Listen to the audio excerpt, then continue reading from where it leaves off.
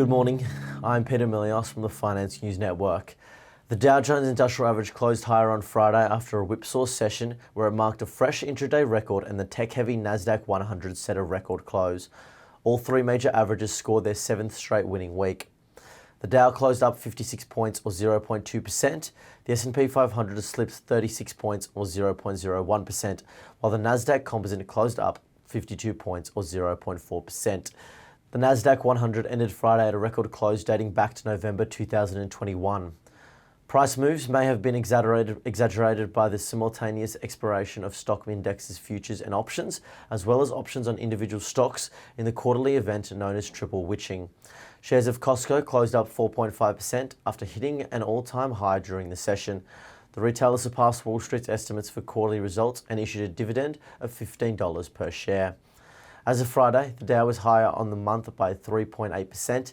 The S&P 500 is up by 3.3%, while the Nasdaq Composite has climbed 4.1% so far in December.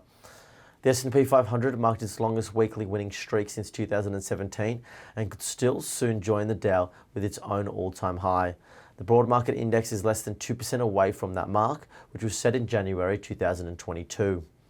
Wall Street rallied this week after the Federal Reserve on Wednesday admitted that its efforts to tamp down inflation are taking hold and indicated 3 interest rate cuts are coming in 2024, buoying investor sentiment.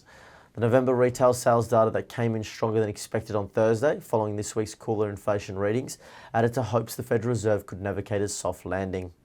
In commodity-related news, oil prices experienced a modest weekly gain despite a slight drop on Friday, as a weaker dollar and an improved 2024 demand outlook helped recover from recent losses.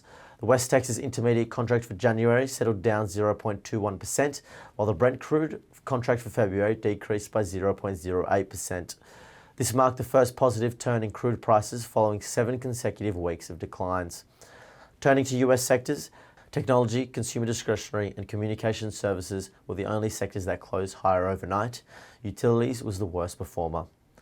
Turning to the Australian landscape, Ausbil, owning 3.3% of Alchem, opposes the $16 billion Alchem-Livent merger, favouring Alchem's ASX listing for growth and claiming the merger ratio is unfair. Unlike past cases, there is no major shareholder blocking the deal, with the vote set for next week. The SPI futures are pointing to a 1% fall. Thank you for listening.